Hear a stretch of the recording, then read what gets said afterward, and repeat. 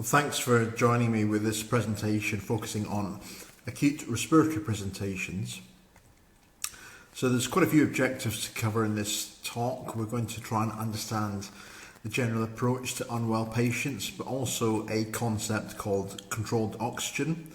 I'm going to give you some examples of acute respiratory presentations which you should become familiar with.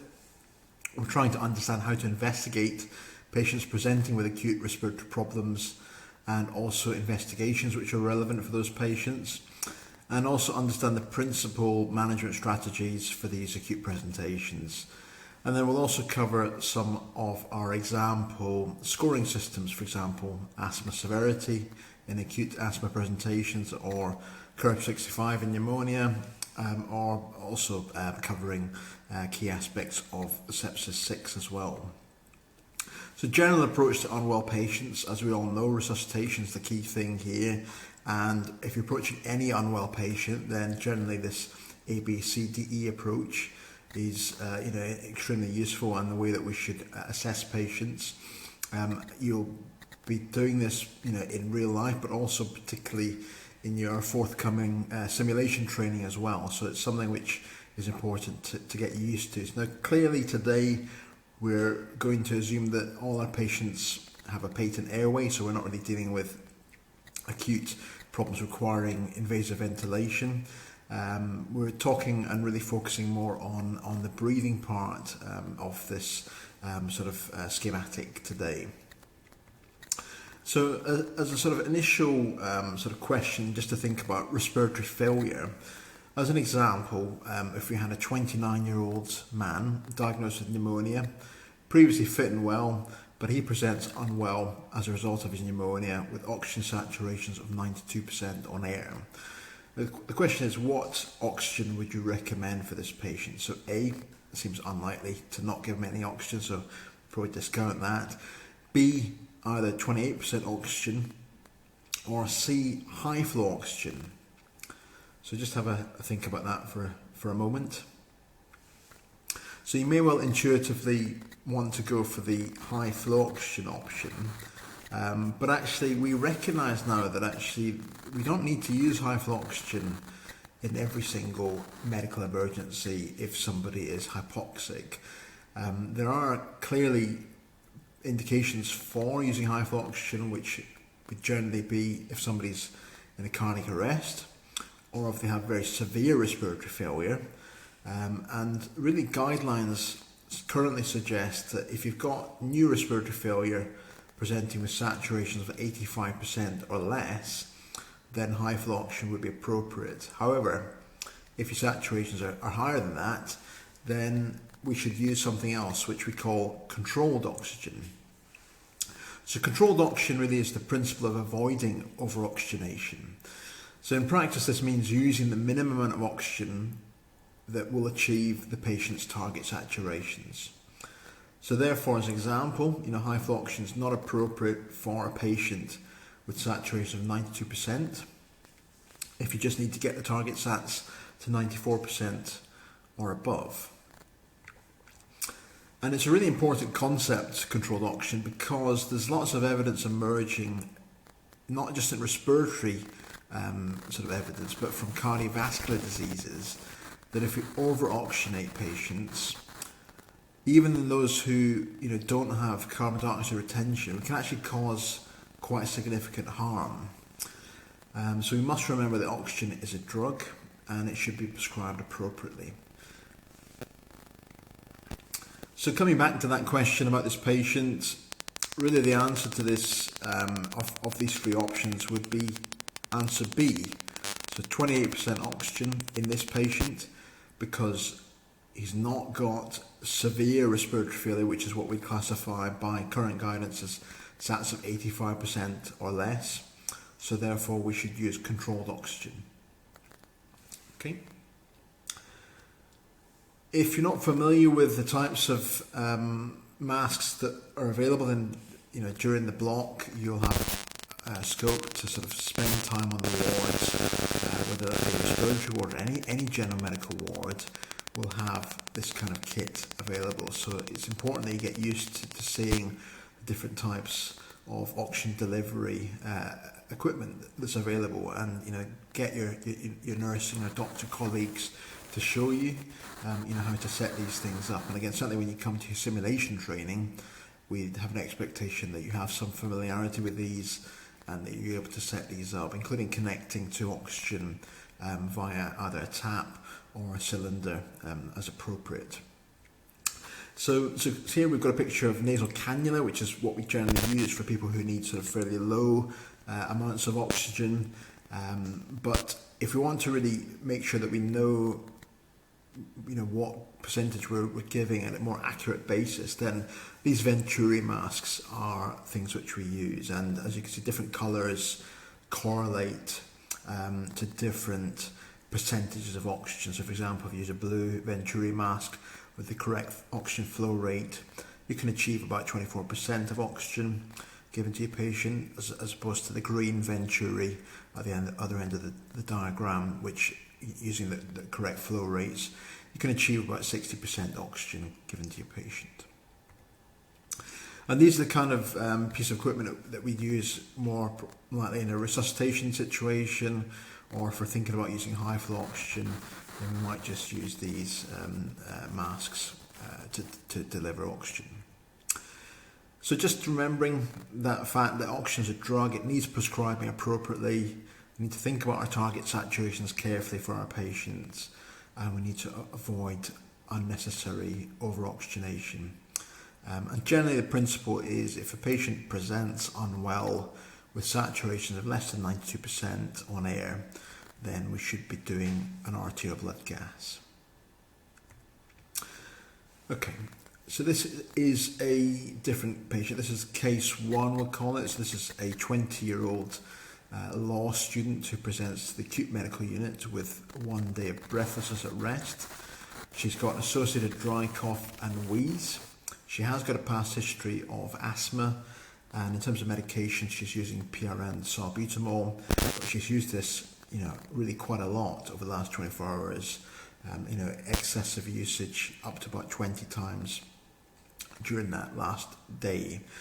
In terms of allergies, no known, but in terms of family history, her mother has hay fever, so there's some atopy running in the family. And the patient herself smokes about 5 cigarettes per day and drinks alcohol, about 3 bottles of wine per week, and has a pet cat. So examining this patient on the medical assessment unit, she can talk but not in full sentences. Her SATs are slightly low at 93% on air. Her respiratory rate's up at 28 per minute. When they listen to her chest, she's got bilateral expiratory wheeze, but central trachea and a normal percussion note. Blood pressure is fine. Pulse is a bit fast at 115 per minute. Glasgow Coma scale is normal. Her blood sugar BM is normal, as well as his temperature, and there's no evidence of trauma or bleeding or rashes or anything else on full examination. So just to summarise, we've got somebody who's got a background of asthma, who presents with a day of dry cough and wheeze. She's a smoker, has a pet cat, and there's a family history of atopy. And in terms of her examination findings, she has a fast respiratory rate, borderline hypoxia, tachycardia, and bilateral expiratory wheeze on auscultation. So the differentials, clearly we're thinking of an acute asthma exacerbation really as the most likely thing here. But it doesn't have to be. So again, some of you may have had chest infections yourselves, where you get some wheeziness and you feel a bit short of breath, but you don't necessarily have asthma. So that's essentially the sort of consequences of bronchitis. So bronchitis is inflammation of the airways due to some sort of underlying, usually bacterial or viral infection, and that can give similar symptoms to asthma in terms of cough, wheeziness, etc. So I think those two would be the most likely differentials in this younger adult who's got a history of previously diagnosed asthma. Less likely, but possible, could be some sort of more severe infection like pneumonia. It could even be something like a foreign body, which can give you some similar symptoms if there's any history of that. Cardiac disease, again, seems pretty unlikely in somebody of this age, but there could be some sort of congenital heart disease. And certainly PE can give you all sorts of unusual signs and symptoms, but again, that seems less likely given the presentation. So given that we're thinking about acute asthma as being the most likely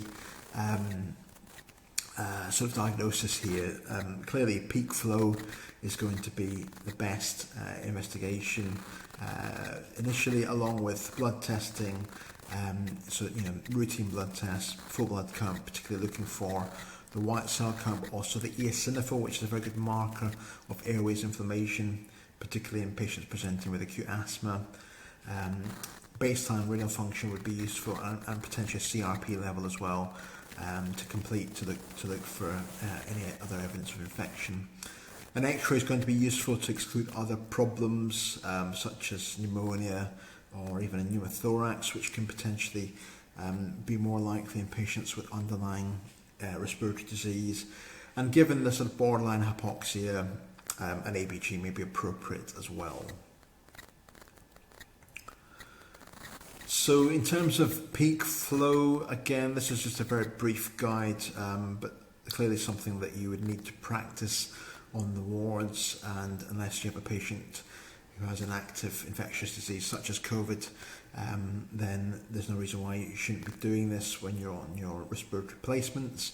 So again, practice this as much as you can. It's something which is pretty easy to do, but again, it's something which is very useful in normal clinical practice, but also is potentially something which we could examine in the OSCEs.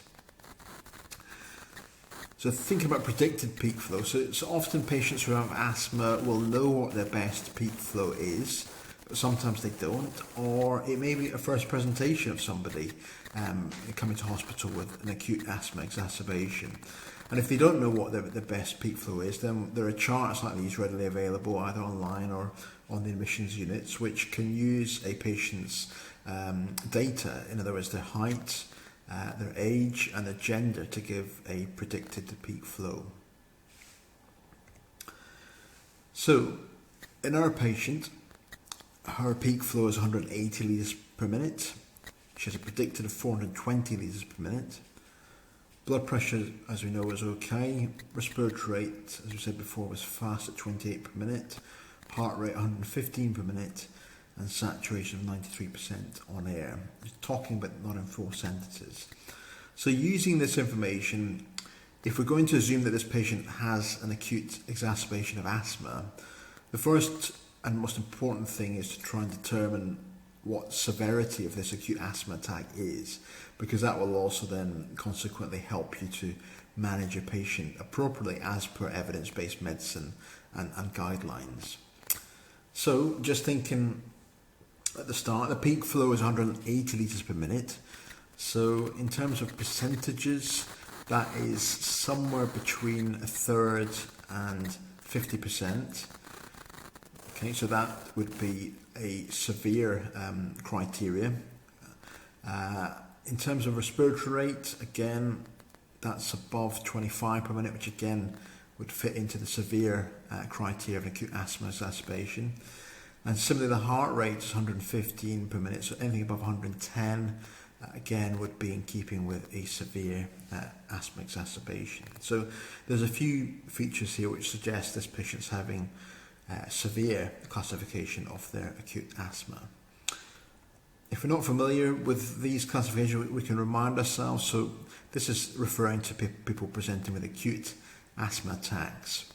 So a mild acute asthma exacerbation would be classified as a patient having no features of acute severe asthma, but obviously increased symptoms and a peak flow of more than 75% of their best.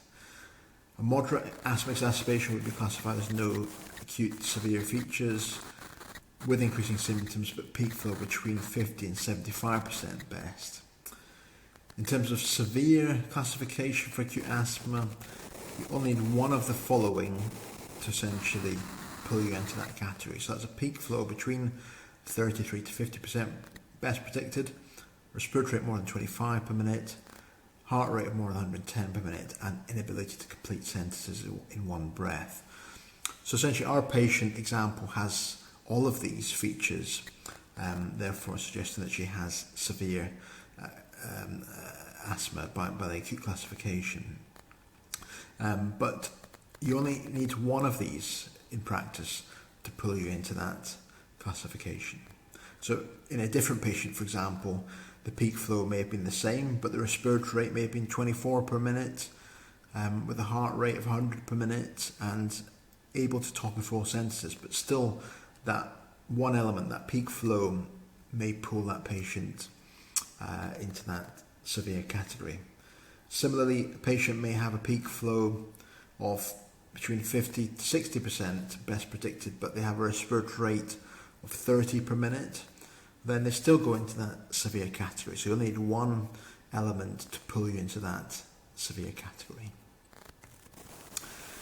And then even worse, we have life-threatening asthma. So, that's really patients who have evidence of more severe respiratory failure or evidence of tiring or very low peak flow, less than 33% of best or predicted. So again, any one of those features will pull a patient into that life-threatening category. They don't have to have a full house of all of these elements. Just a minimum of one of those would pull them into the life-threatening category. And if somebody has life-threatening asthma, we should certainly be doing an ABG. And if the ABG shows a raised carbon dioxide level, and that's very concerning, because as you may remember from phase 1, in acute asthma, patients should be hyperventilating, and therefore they should be blowing off carbon dioxide, and in fact should therefore have low PCO2 levels. So certainly any patient who's got a raised PCO2 level, you would suggest that they have something called near fatal asthma, and that's something which can progress very quickly, and patients may require urgent intervention such as invasive ventilation. So clearly with life-threatening near fatal asthma, these patients are more concerning, and therefore we need to act very swiftly, and having very prompt referral to our intensive care colleagues is one thing which we should get done as soon as possible. There should be no delay in that. Most hospitals are well set up now to have direct referral to either intensive care or to outreach nurses who can then link in with intensive care colleagues if appropriate.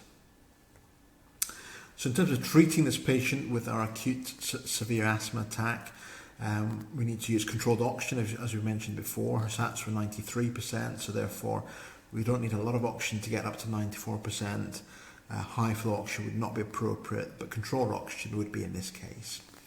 Nebulized beta-2 agonists, so salbutamol is our sort of drug of choice here, and the dosing will depend on which hospital you work in. The guidance can vary, but generally it's something between 2.5 or 5 milligrams.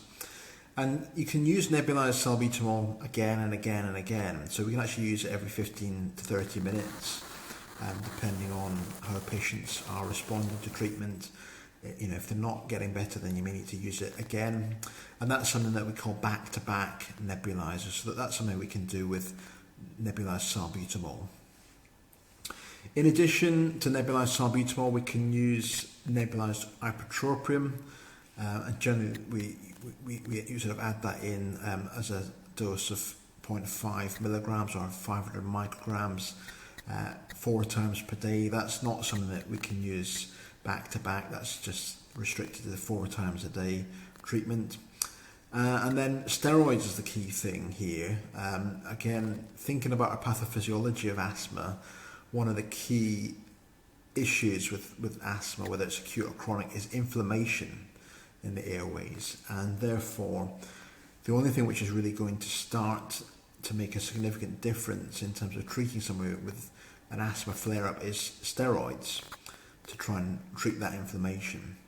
So we should not delay getting any of these treatments started, but in particular steroids, because again they also take some time to work, so about 4 to 5 to 6 hours to have a genuine effect.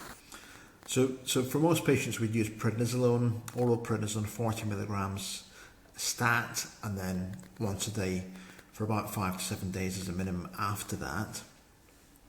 We could use also IV hydrocortisone. There's no advantage, surprisingly, of using IV over oral steroids because they take the same time to work. So therefore our preference would be to always use oral prednisolone unless a patient is either unconscious or unable to swallow or actively vomiting, in which case you might use IV hydrocortisone instead. We've also got other options. We've got a choice of intravenous bronchodilators, which are appropriate when you've got somebody who's got more severe or life-threatening features of asthma. The guidelines are slightly variable with respect to which IV bronchodilator we should go for. National guidance currently recommends intravenous magnesium, but there have been recent publications, including a fairly large study in The Lancet, which showed that it wasn't particularly effective. So therefore certain units do choose to use other options. So for example, at Glenfield we have been using intravenous aminophylline as sort of first choice, but again, even the evidence for that is actually fairly limited. But we need to think about some sort of IV bronchodilator. So the choices really are IV aminophylline, intravenous salbutamol, or intravenous magnesium.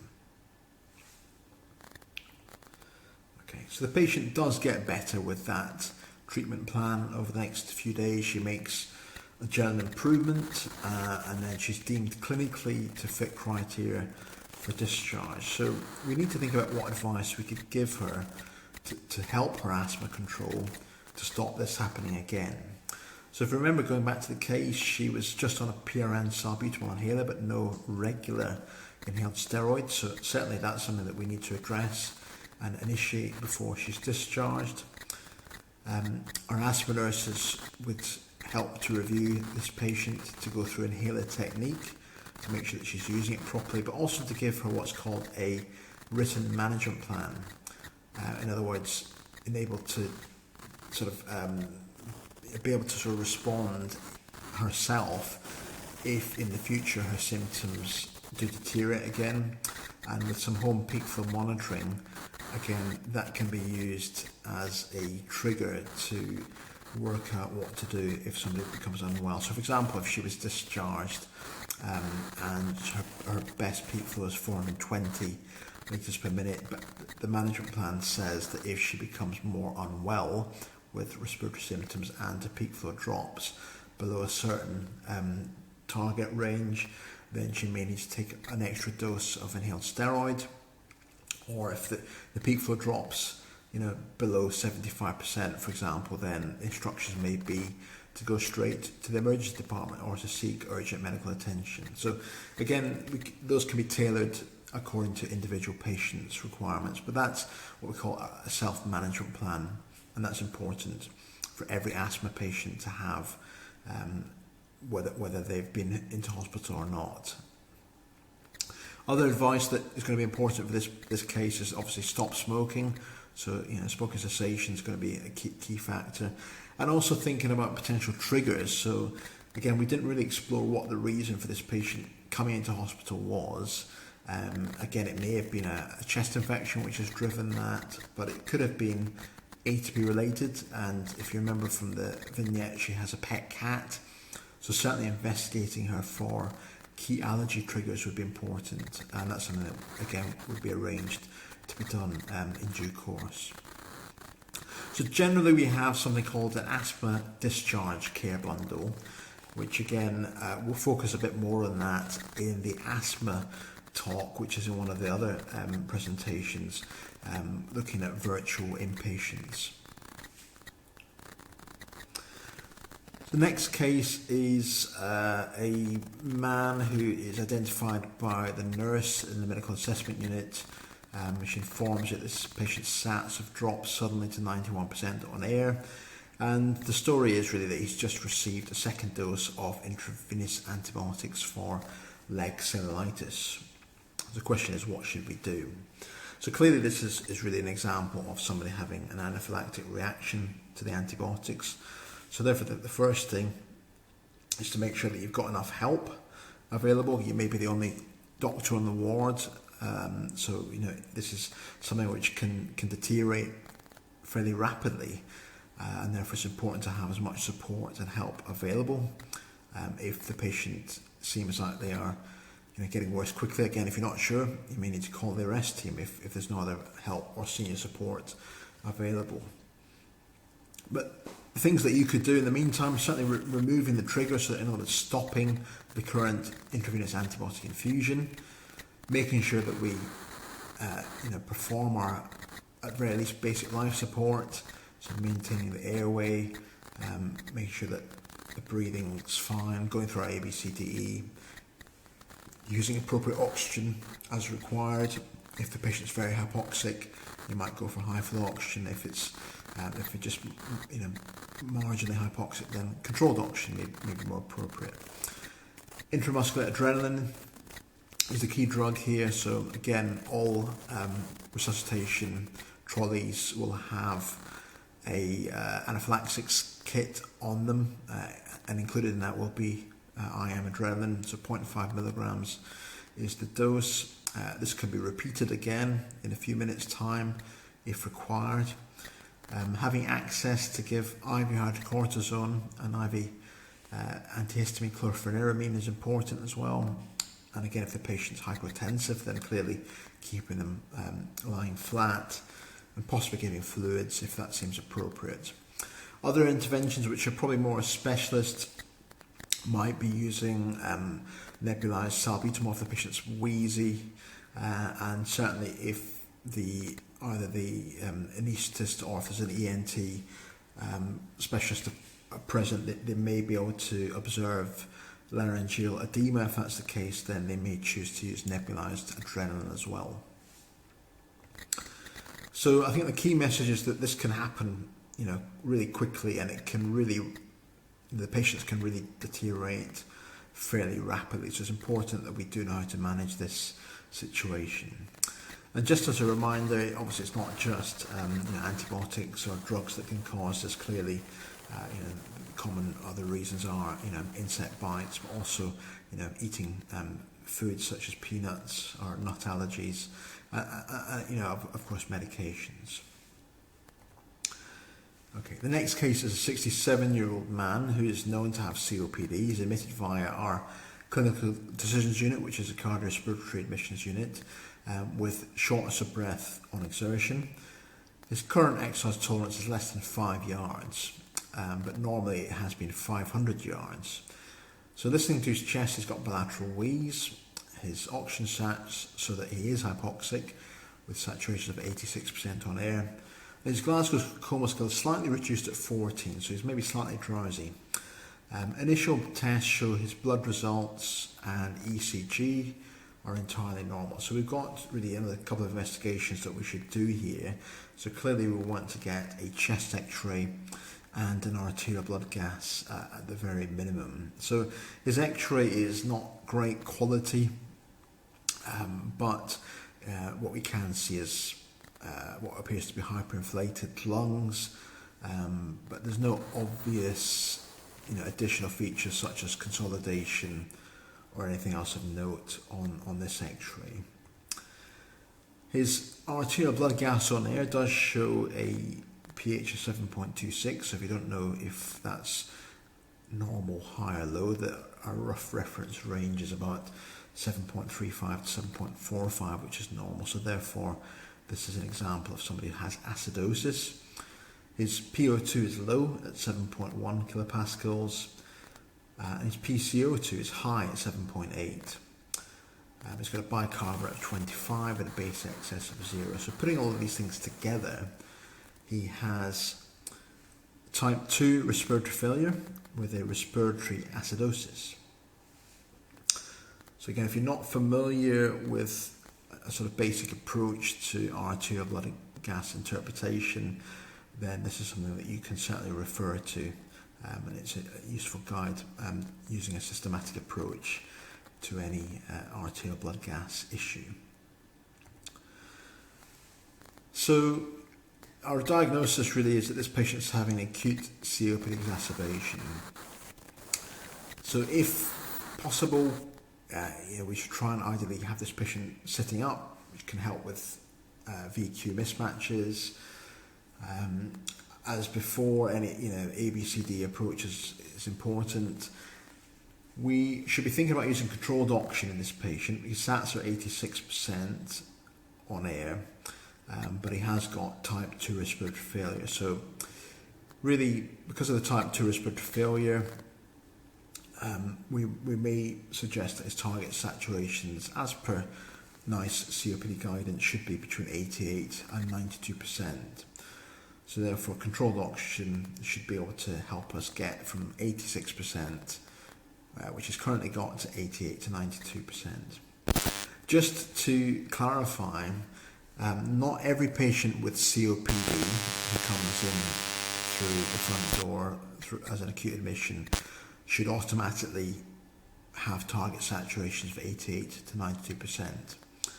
If a patient with COPD presents and they've had no previous evidence of respiratory failure, and certainly no previous or current evidence of type 2 respiratory failure, then actually their target saturation should remain normal, which is 94 to 98%. So this patient would require nebulized bronchodilators, so again using nebulized salbutamol, ipratropium. Steroid dosage for COPD exacerbations is slightly different to asthma, so we tend to use 30 milligrams orally, usually for 5 to 7 days. And again, if there's any evidence of infection such as purulent sputum or any x-ray changes or any inflammatory marker rises in the blood, then we would certainly think about antibiotics as well. If this patient was not improving despite all of this treatment, then it'd be important to certainly repeat his ABG. And if that's not getting better, then we might consider an intravenous bronchodilator, but actually the evidence for that is fairly poor. And actually, in a lot of respiratory units, we're moving away from the use of intravenous aminophylline in acute COPD exacerbations. We might consider something called non-invasive ventilation. So that's essentially a tight-fitting mask and machine which can help improve the efficiency of the lungs if somebody has type 2 respiratory failure, usually due to a COPD exacerbation. And it's useful for patients who have got what we call mild acidosis, in other words a pH of between 7.25 and 7.35. So remember, our patient's presenting pH of 7.26. So really he would have in practice full medical management using these medicines as listed here, and then you'd repeat the blood gas. If the pH is improving, you carry on with your medical management. If the pH is not improving, then at that point it would be important to think about initiating non-invasive ventilation. If patients with COPD are very unwell and they're very acidotic, then we should still consider whether it's appropriate to refer them to the intensive care unit for invasive ventilation. And the decision on that will be based on what we know about the patient's previous quality of life, their previous exercise tolerance, and any previous opinions from their consultants or COPD specialist MDT members that may have been mentioned before. Okay, so that's just an example of an NIV machine being used for a patient at the bedside if required. So there are some contraindications to using non-invasive ventilation. So any patient with an untreated pneumothorax, it's not a great idea. So clearly having a chest x-ray before we start it is important. If patients are very drowsy or have significantly impaired Glasgow Coma Scale, usually 8 or less, then they are not really likely to tolerate non-invasive ventilation very well, because actually NIV requires the patient to cooperate to some extent by breathing in and out with the machine. And if they're not adequately conscious for that, then it's not going to help. And therefore, they would probably be requiring invasive ventilation on the intensive care unit. If they have lots of secretions, or if there's anything around the face, like an injury, which prevents the mask having a good seal, or increasing risk of aspiration, or like vomiting or other things, then they're not really going to tolerate NIV either. And similarly, if they're agitated, with significant delirium, for example, they're probably going to pull the mask off. So again, they may not be good candidates in that situation. Next case is a 66-year-old woman who's got cough, fever and shortness of breath, but also 2 days of pleuritic chest pain, and that's after returning from Thailand after visiting family. She has a background of hypertension. In terms of medication, she's on methfluozide, if I can say that right. She's also allergic to penicillin, and she's got a family history of renal failure. She herself is a smoker with a 20-pack year history in total, and she drinks small amounts of alcohol, about 4 units per week.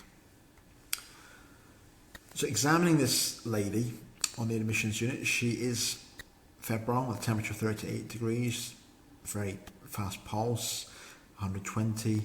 She's hypoxic with saturations of 88% on air. Her blood pressure is low at 88/60, and she's got a fast respiratory rate of 32. Heart cardiovascular examination reveals some very mild peripheral edema. Respiratory examination reveals left lower zone crackles. Otherwise, she is confused with an abbreviated mental test score of 8 out of 10. Slightly drowsy with a Glasgow Coma scale of 14, but nothing else on examination. So the question is, what's our initial concern? Well, clearly this is somebody who's got features of sepsis, so that would be the primary focus in terms of trying to manage this patient. So just again to remind ourselves of the sepsis 6 bundle, it's controlled oxygen or high flow oxygen if a patient's very hypoxic, blood cultures, if possible before starting the antibiotic, but that shouldn't always delay starting the antibiotic at all. Other relevant cultures, so in this patient who's got respiratory symptoms, then sputum culture may be appropriate as well. Clearly they need to start broad spectrum IV antibiotics, and that will vary from different trusts across the region, but in Leicester we typically use IV meropenem as our first antibiotic of choice for anyone who's got sepsis, unless we identify what organ is actually infected. And then we also think about IV fluids, and that would be very appropriate in this hypotensive patient. We want to measure the lactate level and also keep a close eye on measuring urine output. So we do a chest x-ray of this patient. This is a portable x-ray clearly, so the quality is not very good, but you can certainly see in the right mid-zone we have shadowing, which is fairly dense, suggesting right mid-zone consolidation, which, given the story of this patient, would fit potentially for pneumonia. So therefore we diagnose pneumonia, so that means that we can move from the sepsis 6 pathway to the pneumonia pathway because we have an organ infection identified. So when we think about treating pneumonia, one of the first questions is, how severe is it? And our triaging scoring system for that is the CURB 65 score. So we've got all the information on this slide to try and work it out. So, the C of CURB 65 stands for confusion. So is she confused? Well, yes, she is. So she gets a point for that. U is for urea, above 7. Well, she's got a urea of 19, so another point for that. Respiratory rate above 30 per minute. She has that as well. Blood pressure, systolic less than 90 or diastolic less than 60. Well, her systolic is 88, so another point for that. And in terms of age, she is over the age of 65. So she has actually got a full house in terms of CURB 65 scoring, so 5. So clearly that's quite worrying when you've got a high CURB 65 score, because it is a predictor of 30-day mortality. So you can see the higher the curve 65 score, the worse potential outcomes are. But it's also useful to work out the curve 65 score because most hospitals have their own guidance, and this example is the current one in Leicester, which shows you really, what to do for your patients. So it tells you, depending on the curve 65 score and their drug allergy status, clearly which antibiotics would be appropriate. So for our patient, if you remember from the vignette, she does have a penicillin allergy. So therefore, thinking of her curve 65 score being this score at 3 to 5 bracket with severe pneumonia, she has penicillin allergy, so therefore she needs to have intravenous meropenem as well as oral doxycycline. Okay, the next case is a 23-year-old man who presents with acute shortness of breath and pleuritic chest pain, but no other symptoms. There's nothing really of note in terms of his family history or drug history or past medical history or allergies. He is a smoker, 10 cigarettes per day, and in terms of alcohol, drinks about 12 units per week. But nothing else of any great interest, no trauma, no other drugs that he's using, and he's just recently started working as an accountant. So when we examine this patient, he's afebrile, his pulse is 112, his blood pressure's on the low side, he's got BP of 90/50, which is hypotensive, and also worryingly, he is hypoxic with saturation of 88% on air and a respiratory rate of 30 per minute. When we look at him, he does look tall, thin, and he's short of breath at rest. In terms of palpation, he's got tracheal shift as well as features of mediastinal shift and also reduced chest expansion. When we percuss him, he is hyperresonant on one side and also on that same side on auscultation. He has decreased air entry. So, given the unilateral examination findings, which suggest pneumothorax, he's also hypotensive and hypoxic. So putting those things together, he actually has what we call tension pneumothorax. So that is a life-threatening emergency which we need to act upon quickly. And the mainstay of treatment for that is getting a large bore IV cannula into the second intercostal space in the mid-clavicular line, obviously on the side of the pathology. And then once that's in situ, you can decompress some of the air. Then we can think about putting a chest drain in.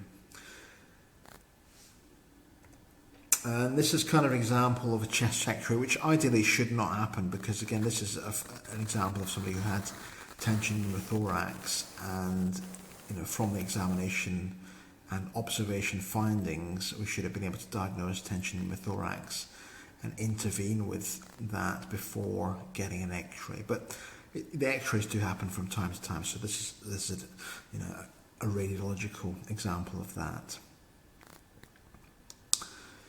Okay, the next case is a 26-year-old patient with bronchiectasis who presents with hemoptysis for the last 2 days. They've been coughing up about a mug full of blood, so that's about 200 to 300 mils potentially of blood in the last 24 hours. They feel short of breath on minimal exertion, normally unlimited exercise tolerance. They've got some right-sided chest pain as well. And they've also had what sounds like a bit of a chest infection brewing for the last week or so with increased green sputum before the hemoptysis started. So the question is, what's going on here and what do we need to do about it? Well, clearly the patient's got hemoptysis, but it's quite a large volume hemoptysis, and that's actually what we call massive hemoptysis. So, massive hemoptysis has varying definitions in terms of the quantity, depending on which source you look at. Some references quote between 100 up to 600 mils of blood being coughed up over a 24-hour period. So it doesn't really matter, but generally about 200 to 300 mils is roughly what we'd say, at least is a massive hemoptysis. So clearly it can be life-threatening if you don't get on top of this, and it's bleeding usually caused by some sort of bronchial artery being irritated, and therefore it bleeds into the airways. And in somebody with bronchiectasis or other similar conditions like cystic fibrosis, the commonest reason to get hemoptysis is usually due to an infection in the lungs, which then irritates the bronchial artery and causes it to bleed. So there's lots of causes of hemoptysis, but again, just thinking about those broadly, common reasons are infection, whatever cause that may be, whether it's a typical infection or an atypical infection like TB. Cancer is also a fairly common cause of hemoptysis, particularly in older patients who have that sort of higher risk profile, such as lifelong smokers. Rare causes of hemoptysis include PE, but other sort of more rare things, including things like vasculitis or AV malformations. These are really just listed here for interest. So how do we treat somebody with massive hemoptysis? Well, again, it's another resuscitation scenario. So, again, make sure that we've got patent airways. Importance A, B, C, D, E is the key here. And again, obviously, appropriate oxygen as required. An urgent CT scan may be appropriate. There's a couple of reasons for that. One is to find out where the bleed is, because if you find out where the bleed is, so for example, if the bleeding is in a bronchial artery in the right lung, then in terms of resuscitation, we can then keep the patient lying on the right side, because if they're lying on the right side and the bleeding in the right lung, by gravity that means that the blood will probably just stay and pool in the right lung, but it's not going to come up against gravity into the left lung. That means you get at least one lung is preserved to try and maintain appropriate VQ, ventilation perfusion. But you can imagine if you had somebody who had a bleed in the right lung and you lay them on the left side, then clearly by gravity that bleeding and it could track back via the carina and then into the left lung, and then you've got both lungs compromised. So that's one advantage of having done a prompt CT scan. We'd obviously want to think about what's causing the underlying bleeding, and in patients with bronchiectasis, cystic fibrosis, as I've said before, the sort of primary cause is usually an infection, so it'd be appropriate probably to put those patients on intravenous antibiotics as well. And then we can also use a medication called tranexamic acid, which is an antifibrinolytic therapy to try and stem bleeding. And then we may need some specialist input if things are not improving despite all those measures. So again, another advantage of having a CT scan is that if it shows an offending bleeding bronchial artery, then that can be a target for a procedure which is done by the interventional radiology team called bronchial artery embolization. Okay, the next case is a 54-year-old man who presents with right-sided pleuritic chest pain and sudden onset dyspnea on exertion, normally previously fit and well with unlimited exercise tolerance. Examining the patient, again, in terms of respiratory system and cardiovascular system, it's entirely normal. So, based on the history of this examination, we've not got a lot to go on apart from the symptoms of pleuritic chest pain and shortness of breath on exertion. So, thinking about the cause of pleuritic chest pain, well, that could include something like a pneumothorax or a pneumonia or musculoskeletal chest pain. But PE is also a cause of pleuritic chest pain. And I think given the normal examination findings, that would make pneumothorax and pneumonia less likely. Also, given the shortness of breath on exertion, again, it's probably pushing us more to suspect that this patient may have an underlying PE. So thinking about risk factors for PE, so again, you'll be aware of the sort of the top causes here, things like previous surgery, increased risk in women who've had recent pregnancy, any fractures, lower limb pathology such as varicose veins, any active malignancy, reduced mobility, such as long haul flights, and patients have had previous DVTs or PEs. But you may not have heard of something called unprovoked PE. And actually, the majority of the patients that present to our CDR respiratory admissions unit actually have unprovoked PE, where they don't have any of these risk factors. So, if somebody does present with an unprovoked PE, we should think about whether or not there's something else going on. And if it's somebody who's older, then we must contemplate whether or not there are any risk factors for underlying malignancy, because this, cancer can sometimes present for the first time as a blood clot. If it's a younger patient presenting with an unprovoked PE, then we might think about inherited or genetic factors such as thrombophilia. One example of that is factor V Iodine deficiency, and if we're worried about that, then we'd refer to our haematology colleagues for further workup. So in terms of diagnosing PE, this patient would need a CT pulmonangiogram. That's our gold standard diagnostic test. We do use ventilation perfusion scanning in some patients. To clarify, a D-dimer is not a diagnostic test for PE, so it's therefore not useful in a patient that you think has got high probability PE. And I guess arguably in this patient, in this vignette, we've got no other explanation for their presentation. And therefore, in that kind of scenario, they're probably medium to high probability PE, and therefore a D-dimer is not indicated. A D-dimer blood test is indicated in somebody who's got low probability of PE. So that means somebody, for example, who is fairly well in themselves. Observations are all quite normal, and they've got possibly some niggling pain, which you can't quite explain, and you think it's probably musculoskeletal, but you just want to reassure yourself that it's not a clot. And doing a D-dimer in that kind of patient, if it's normal, will essentially virtually exclude any chance of underlying PE, which will then mean that you don't have to do a scan, which is a helpful way of approaching things. So just to clarify, D-dimer is useful in patients who've got low probability of PE, but not useful in those patients who've got medium to high probability. So how do we classify PE? Well, there's different systems in the literature, but this is something which I tend to use. So we can either say somebody's got massive PE, which is very high risk in terms of mortality, or a submassive PE, or an acute stable PE, which is the majority of our PE presentations. Or some people end up having chronic PEs where they have ongoing PE despite treatment.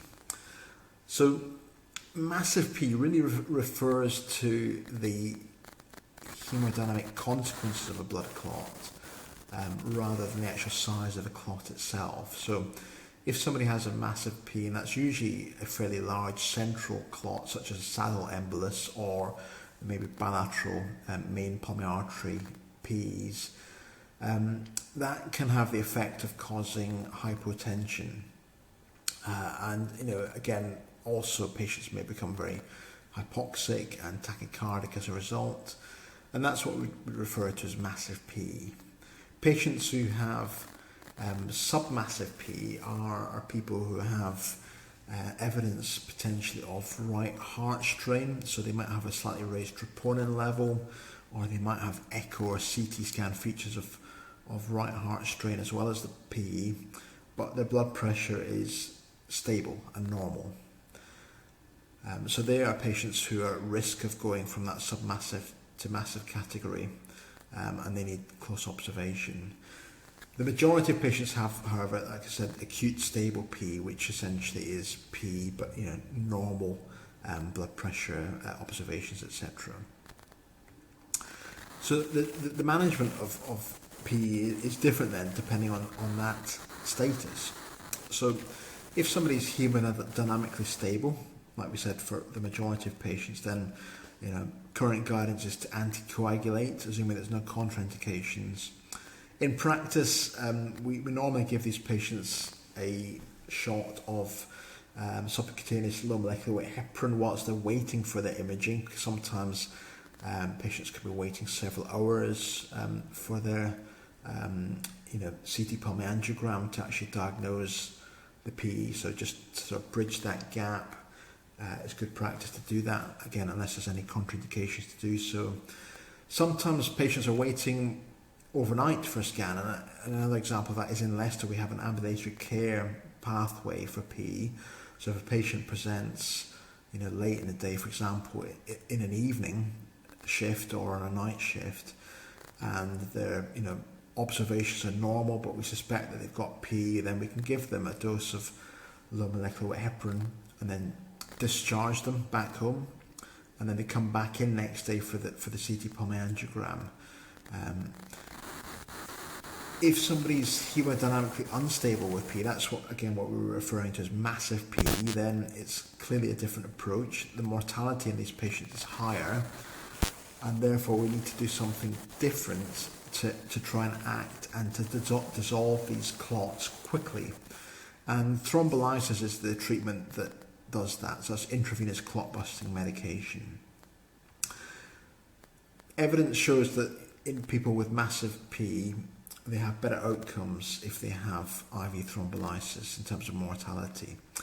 However, the problem with thrombolysis is that it does have side effects. So it can have significant bleeding side effects, and the biggest catastrophe that can arise is intracerebral bleeds, and that is quoted as being about a 5% risk of that happening. So that's actually quite a lot. So 1 in 20 people who are thrombolized could end up having a bleed in their brain, which could cause them to have a stroke. So therefore it's important that we do consent patients before we go ahead and give them thrombolysis, because again, I've had patients who have had massive PE who, when they hear about that potential risk of cerebral bleeding, actually refuse to give consent, which is fine. That's their choice. They've got capacity to make that decision. So that's, I think, the biggest sort of thing to think about. If we're going to contemplate thrombolysis, we must make sure there's no contraindications and patients, give consent for that. There are some situations where that's slightly different. So, for example, if a patient is in a cardiac arrest situation and therefore they're unconscious, then you may have to act in their best interests and decide to give them IV thrombolysis in that situation. Okay, so that's really the end of the presentation. So just to summarise again the objectives, hopefully that's helped to try and identify our approach generally to unwell patients. We've mentioned the concept of controlled oxygen. We've gone through several key acute respiratory presentations and how to investigate patients, how to interpret those investigations, but also how to manage those types of situations. And we've mentioned some of these key scoring systems which are useful when we're assessing severity of illness. Thank you very much for watching.